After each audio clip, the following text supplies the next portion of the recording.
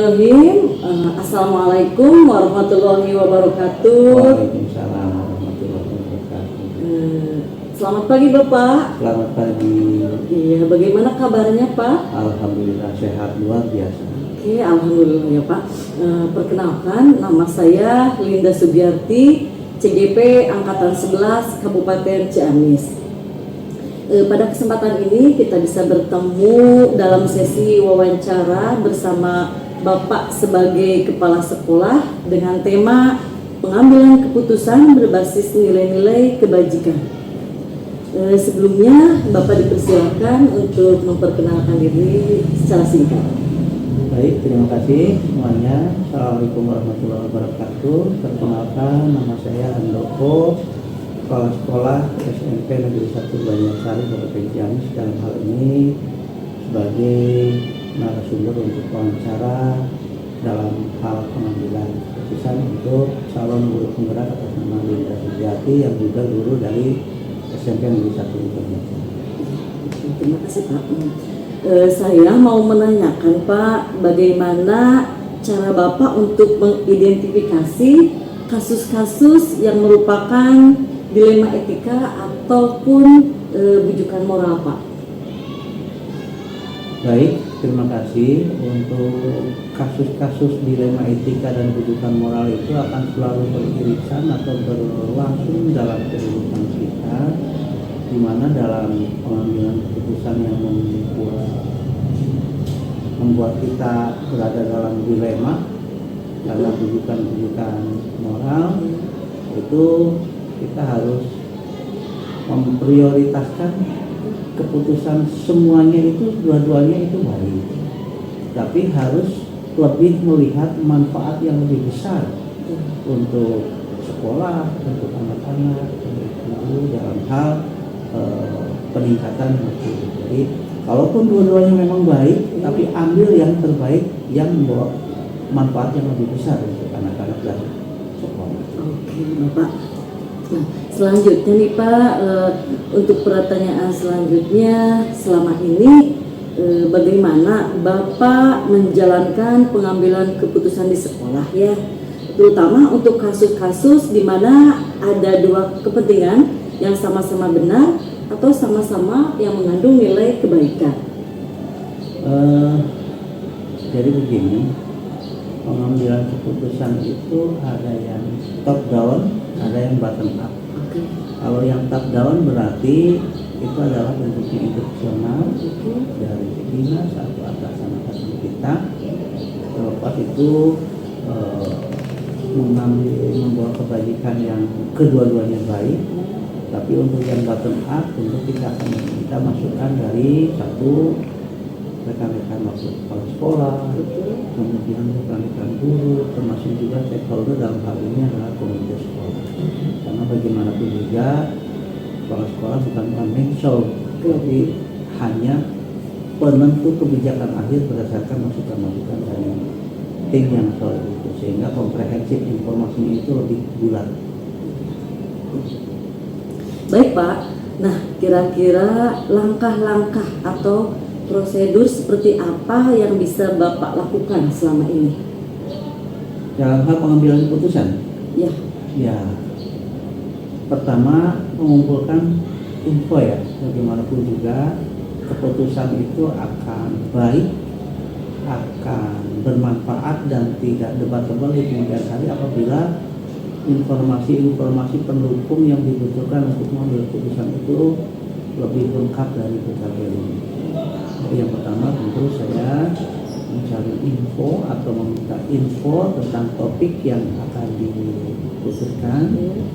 Yang kedua juga berkonsultasi dengan pihak-pihak yang lebih kompeten, mungkin dalam hal pengalaman, dalam hal ilmu, dalam hal kewenangan, misalnya rekan-rekan kepala sekolah yang lain yang sudah mencapai dan sudah mengalami hal seperti yang saya. Jadi dan yang terakhir tentu juga atas pertimbangan nurani saya. Jadi ada juga faktor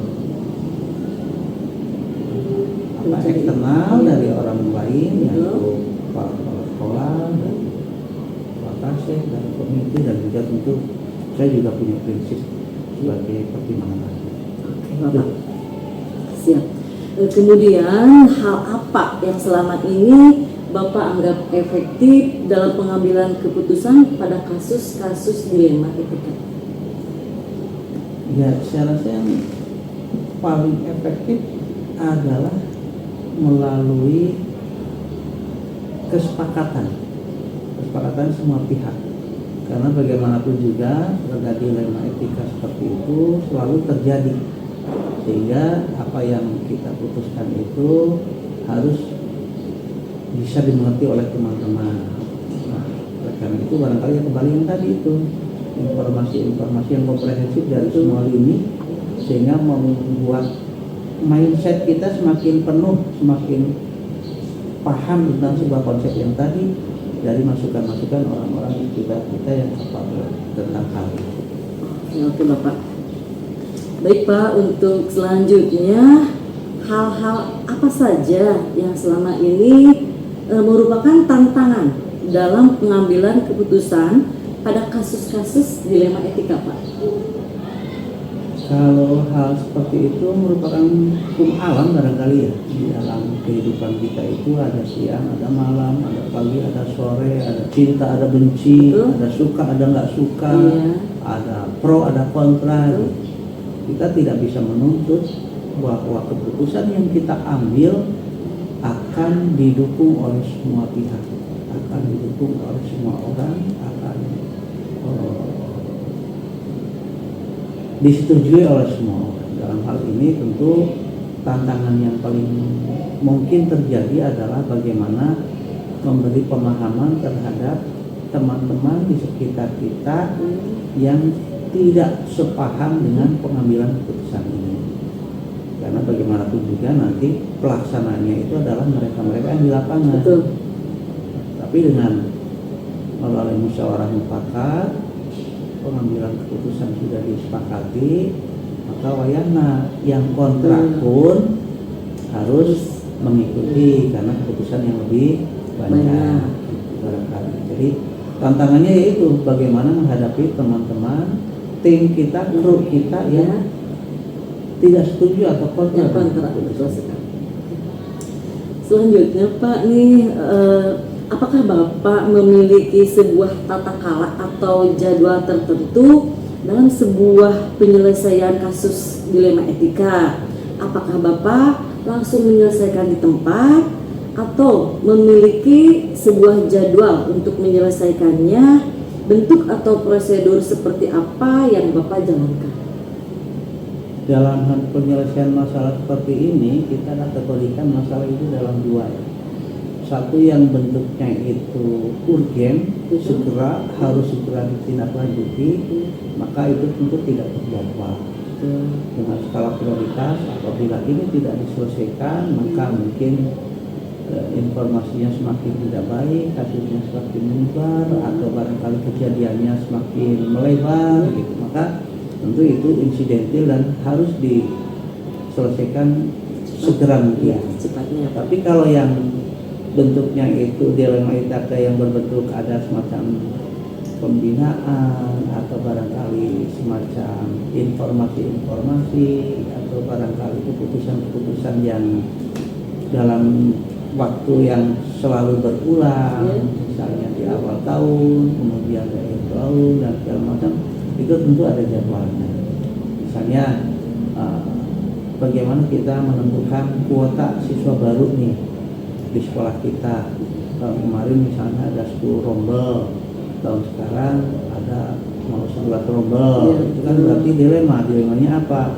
Di satu sisi kita juga harus memikirkan sekolah-sekolah lain di kita, di sisi yang lain kita juga harus menampung keinginan orang tua dan masyarakat yang ingin memasukkan anak-anak ke sekolah kita. Itu mah berarti terjadwal. Jadi itu ada yang terjadwal, ada yang tidak. Siap Pak. Selanjutnya nih Pak, adakah seseorang atau faktor-faktor apa yang selama ini mempengaruhi atau membantu Bapak dalam pengambilan keputusan dalam kasus-kasus dilema etika Pak? Kalau disebut orang barangkali terlalu superior lah ya. Tapi kalau disebut sebagai institusi mungkin lebih tepat. Misalnya dalam hal ini bagaimanapun juga kita tidak akan lepas dari bimbingan dan pengarahan dari atasan kita, dari pendidikan, pengawas, kabin, sekdi, tadi dan segala macam. Itu barangkali orang-orang itu patut kita pertimbangkan untuk pendapatnya dalam pengambilan keputusan. Selain itu juga ada tim internal kita, KSEP, KS, komite itu juga mempengaruhi juga keputusan akhir yang kita ambil, sehingga pada saat pengambilan keputusan itu kita bisa, kalau ada apa-apanya di kelak kemudian hari, kita bisa memberikan rujukan kepada orang-orang yang sudah memberikan masukan ke kita. Jadi mau ditemukan kalau ada kekurangannya, sudah kepala sekolah mohon diri kan ya, lurus Pak. Oke Pak ya. Nah, dari semua hal yang telah disampaikan oleh Bapak nih, pembelajaran apa yang dapat Bapak petik dari pengalaman Bapak dalam pengambilan keputusan dalam dilema etika Pak? Selama saya jadi kepala sekolah ya, sudah 11 tahun sekarang, jadi pengambilan keputusan yang berdampak pada orang banyak, paling tidak anak-anak, guru, orang tua, itu selalu meminta masukan secara komprehensif, sehingga pada saat pengambilan keputusan diketokkan dengan surat dari kepala sekolah, efek riaknya atau gemaknya atau barangkali gejolaknya itu bisa diminimalisir karena masukan-masukan yang tadi. Jadi saya tidak akan berani mengambil keputusan sendiri tanpa masukan-masukan yang betul komprehensif dari semua pihak. Nah, itu juga buat pembelajaran dari beberapa kasus yang ada. Dalam hal-hal tertentu saya secara pribadi pernah mengambil keputusan yang tidak meminta masukan dari beberapa pihak yang lain. Manakala beberapa pihak yang lain menanyakan pada saya, kok pengambilan seperti itu, kenapa saya nggak diajak bicara ini? Nah, itu kan saya perlu energi tambahan untuk memberikan penjelasan ke yang bersangkutan. Siap. Baik Bapak, terima kasih atas waktunya. Mungkin dicukupkan sekian dulu wawancara hari ini. Sampai jumpa di lain kesempatan. Semoga Bapak sehat selalu. Terima kasih atas waktunya. Wassalamualaikum warahmatullahi wabarakatuh. Waalaikumsalam warahmatullahi wabarakatuh. Selamat buat Bu Linda dan CGP yang lain untuk bisa semakin sukses.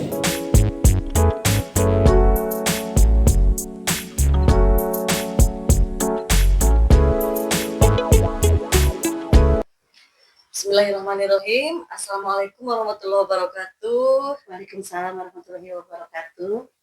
Selamat siang Ibu. Selamat siang juga Bu. Iya, bagaimana kabarnya Ibu? Alhamdulillah baik. Semoga Ibu juga dalam keadaan sehat ya Bu ya. Iya, alhamdulillah Ibu. Selamat berjumpa dengan saya Linda Sugiarti, CGP Angkatan 11 Kabupaten Ciamis. Pada kesempatan ini saya ingin berbincang-bincang dengan Ibu sebagai kepala sekolah tentang pengambilan keputusan berbasis nilai-nilai kebajikan. Namun sebelumnya Ibu dipersilakan untuk memperkenalkan diri secara singkat. Baik Ibu, perkenalkan nama saya Wiwin Carbina. Saya kepala sekolah di SD Negeri 1 Sindangasi, Kecamatan Banjarsari, Kabupaten Ciamis. Oke, terima kasih Ibu. Ya. Pertanyaannya, saya mau menanyakan bagaimana cara Ibu mengidentifikasi kasus-kasus yang merupakan dilema etika ataupun bujukan moral. Ya. Baik Ibu, saya mengidentifikasi dilema etika ketika ada situasi dilema dua nilai atau prinsip moral saling bertentangan, seperti keadilan ataupun empati. Nah, munculnya ketika keputusan melibatkan hak yang sama kuat namun tidak dapat dipenuhi sekaligus, seperti itu Bu. Iya, baik Ibu. Untuk pertanyaan selanjutnya, selama ini bagaimana Ibu menjalankan pengambilan keputusan di sekolah Ibu, terutama untuk kasus-kasus di mana ada dua kepentingan yang sama-sama benar atau sama-sama mengandung nilai kebajikan? Yang pertama saya lakukan adalah menganalisis dulu situasi dari berbagai perspektifnya. kemudian saya mendengarkan dari pihak yang terlibat dalam kasus tersebut, kemudian mempertimbangkan mana prinsip yang paling mendasar dan dampaknya terhadap keseluruhan lingkungan sekolah. Nah, ini tujuannya bagaimana mencapai keputusan yang adil nantinya. Seperti itu. Oke, ya, siap Ibu. Baik nih, kira-kira langkah ataupun prosedur seperti apa yang biasa Ibu lakukan selama ini? Prosedur yang digunakan biasanya saya melaksanakan diskusi dulu masalah dengan tim kami, dengan rekan kerja di sini. Kemudian kita memahami isu intinya, permasalahan intinya itu seperti apa sih sebenarnya. Kemudian kita sama-sama nanti mencari solusi, mencari solusi yang tentunya berimbang. Nah, nanti di situasi sensitif kami mengadakan pertemuan kembali nanti dengan pihak yang terlibat tersebut. Kemudian hal apa yang selama ini Ibu anggap efektif dalam pengambilan keputusan pada kasus-kasus dilema etika? Biasanya saya itu mendengarkan dulu sudut pandang dari berbagai pihak. Jadi mana sehingga saya tahu gambaran luas tentang permasalahan yang ada tersebut. Nah, nanti biar dalam membuat keputusannya itu akan lebih bijaksana seperti itu. Jadi refleksi terhadap nilai-nilai sekolah dan prinsip-prinsip pembelajaran di sekolah seperti itu. Ya. Baik Ibu, untuk pertanyaan selanjutnya, hal-hal apa saja yang selama ini merupakan tantangan dalam pengambilan keputusan pada kasus-kasus dilema etika? Ya, biasanya tantangannya itu ketika mengambil keputusan yang diambil itu mungkin tidak memuaskan semua pihak, ya, seperti itu. Kemudian kita nantinya menyeimbangkan antara kepentingan individu dan kepentingan kolektif. Itu seringkali merasa sulit juga, seperti itu. Nah, kemudian ketika kedua belah pihak itu memiliki argumen yang kuat, Ibu, ya, yang valid serta memang menyentuh aspek moralnya mereka. Selanjutnya Bu, apakah Ibu memiliki sebuah tata kelola atau jadwal tertentu dalam sebuah penyelesaian kasus dilema etika? Apakah Ibu langsung menyelesaikan di tempat atau memiliki sebuah jadwal untuk menyelesaikannya? Bentuk atau prosedur seperti apa yang Ibu lakukan? Untuk masalah jadwal, kita tidak memiliki jadwal yang tentu, fleksibel aja. Biasanya tidak langsung menyelesaikan masalah tersebut, kecuali kalau hal yang mendesak. Jadi biasanya kita berdiskusi kembali atau mereka dicoba untuk berpikir kembali apa sih sebenarnya dari permasalahan yang terjadi itu. Kemudian kadang menjadwalkan pertemuan kembali, gitu, agar bisa nanti diselesaikan permasalahannya. Oke, baik Ibu. Selanjutnya, adakah seseorang atau faktor-faktor apa yang selama ini mempermudah atau membantu Ibu dalam pengambilan keputusan dalam kasus-kasus dilema etika?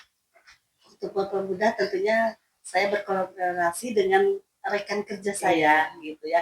Terutama mungkin rekan kerja yang sudah senior, karena memang untuk dalam hal ini mereka lebih banyak pengalamannya ya dalam kehidupan ini, ya, seperti itu. Kemudian juga kita ngambil pedoman kebijakan sekolahnya seperti apa di sekolah kita, nilai-nilai pendidikannya juga menjadi rujukan yang paling penting di sekolah kita. Baik Bu. Nah, dari semua hal yang telah disampaikan oleh Ibu, pembelajaran apa yang dapat Ibu petik dari pengalaman Ibu di dalam mengambil keputusan dilema etika? Pembelajaran yang saya dapat petik tentunya yang pertama bahwa pengambilan keputusan dilema etika itu tidak ada satu jawaban yang sepenuhnya benar, seperti itu. Kemudian pentingnya pertimbangan nilai, bagaimana kita melihat situasi dan kondisi permasalahan tersebut. Kemudian ini juga kesadaran akan dampak suatu keputusan, nantinya mau jangka panjang atau jangka pendek tersebut. Nah, keseimbangan antara logika dan hati nuraninya juga itu sangat berarti bagi kita, ya. Betul sekali. Ya, itu mungkin. Oke, baik Ibu. Terima kasih atas waktunya. Mungkin dicukupkan sekian dulu untuk wawancara kali ini. Sampai jumpa untuk kesempatan yang akan datang. Semoga Ibu sehat selalu. Amin, Terima amin, kasih amin. atas waktunya. Sama-sama. Wabillahi taufiq wal hidayah. Assalamualaikum warahmatullahi wabarakatuh. Waalaikumsalam warahmatullahi wabarakatuh.